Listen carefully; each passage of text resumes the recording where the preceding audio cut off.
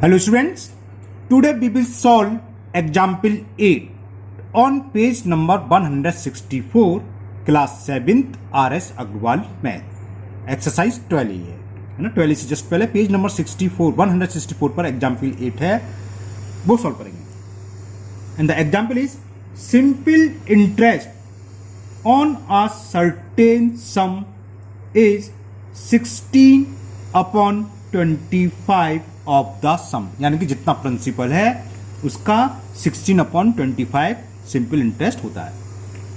Find the rate percent and the time if both are numerically equal. इसमें rate और percent और time दोनों equal दे रखे हैं, तो ये अच्छा एग्जाम्पल है इसलिए हम कर रहे हैं.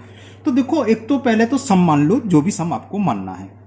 तो लेट सम मतलब प्रिंसिपल, सम इज इक्वल या पी लिख सकते हो, सम का था principal, principal is equal rupee x. तो सिंपल इंटरेस्ट कितना दे रखा है, जो भी प्रिंसिपल है उसका 16 अपॉन 25 के इक्वल दे रखा है. तो ये तो सिंपल इंटरेस्ट हो गया. ओके, अब इसमें ना तो हमें सम दे रखा था, हमने माना, ना ही रेट ऑफ इंटरेस्ट दे रखी है ना टाइम, इसलिए थोड़ा अच्छा सवाल हो जाता है ये.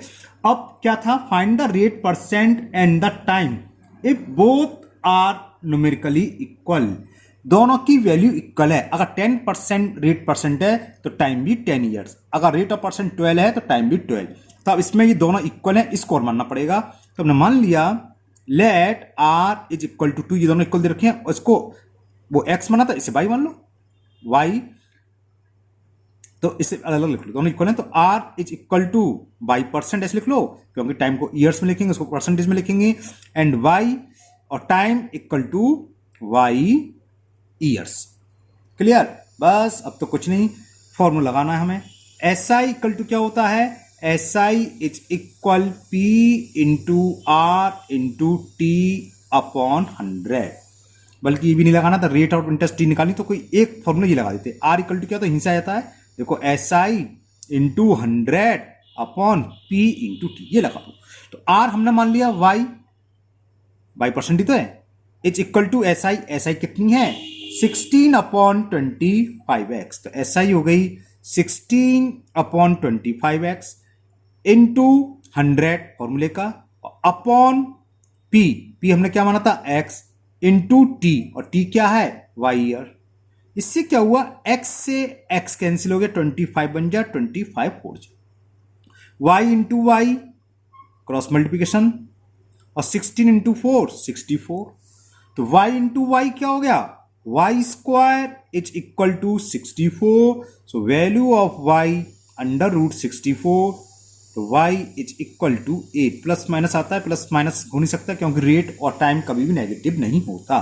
तो ये दोनों इक्वल थी. तो रेट कितनी हो गई, रेट हो गई 8% पर एनम, और टाइम कितना हो गया, और टाइम हो गया आपका 8 ईयर्स. ओके, एक एग्जाम्पल और करेंगे, नेक्स्ट एग्जाम्पल नंबर 9, ये भी इसी पेज पर है 164 पर. A sum of money at simple interest double itself in 8 year 4 month. कोई सम है वो डबल हो जाता है ना, यानी कि अमाउंट डबल हो जाता है. तो हमने पहले ये मान लिया लेट प्रिंसिपल है एक्स रुपीज, तो अमाउंट डबल हो जाता है, तो अमाउंट कितना हो जाएगा, 2x रुपीज हो जाएगा. तो सिंपल इंटरेस्ट निकाल लो. ऐसा ही क्या होता है, सिंपल इंटरेस्ट होता है a माइनस पी. तो क्या हो गया, 2x माइनस एक्स, 2x में से x गया तो क्या आ गया, रुपी x आ गया.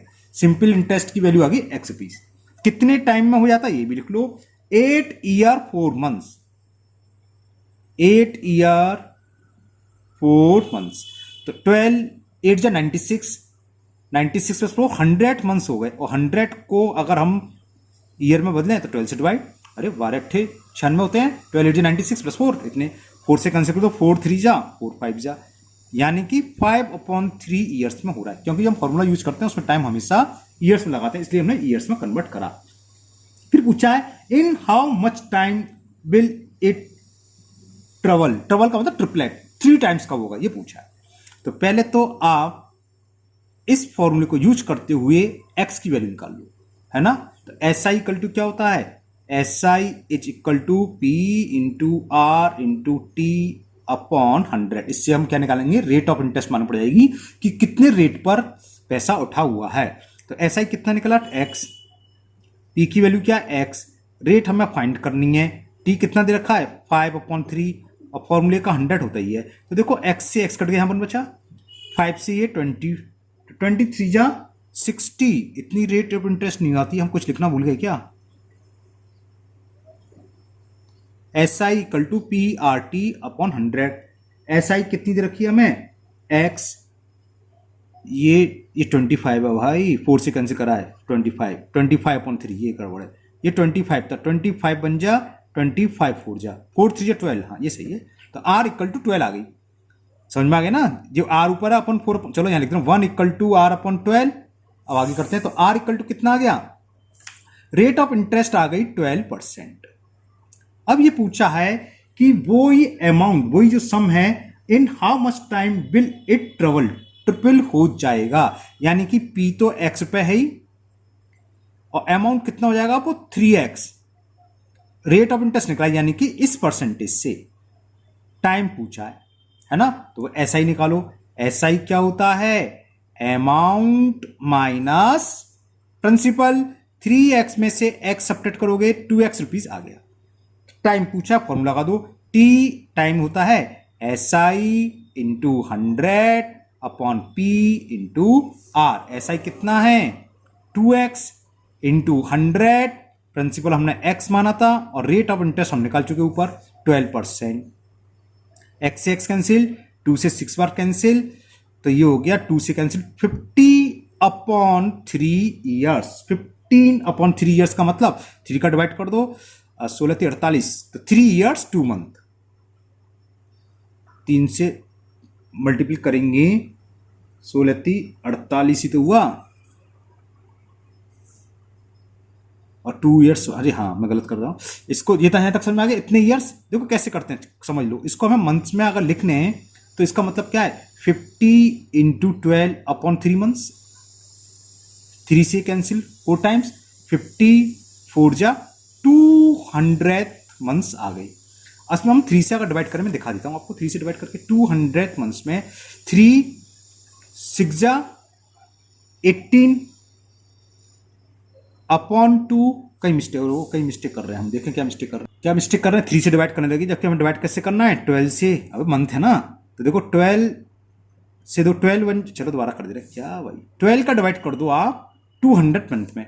12 1 जा 12, 8 बचा 0, 12 6 जा 72 और कितना बचा 8, तो 8 मंथ और ये कितना ईयर्स, तो कितने हो गए 16 ईयर्स 8 मंथ्स। ये बात समझ में आ गई ना। हमने ये था 50/3 ईयर्स, तो ईयर्स को हमने मंथ में कन्वर्ट करा। मंथ में कन्वर्ट के लिए 12 से डिवाइड, तो 3 से 4 बार कैंसिल, 52 जब 200 मंथ। अब इसको हमें अगर ईयर में कन्वर्ट करना तो हम डिवाइड किससे करेंगे, 12 से। हमने गलती से 3 से कर दिया था, वो गलत हो गया। तो 12 से डिवाइड करा, 16 टाइम्स चला गया, तो 16 ईयर्स और जो रिमाइंडर है मंथ, 16 ईयर्स 8 मंथ में वो ट्रिपल हो जाएगा।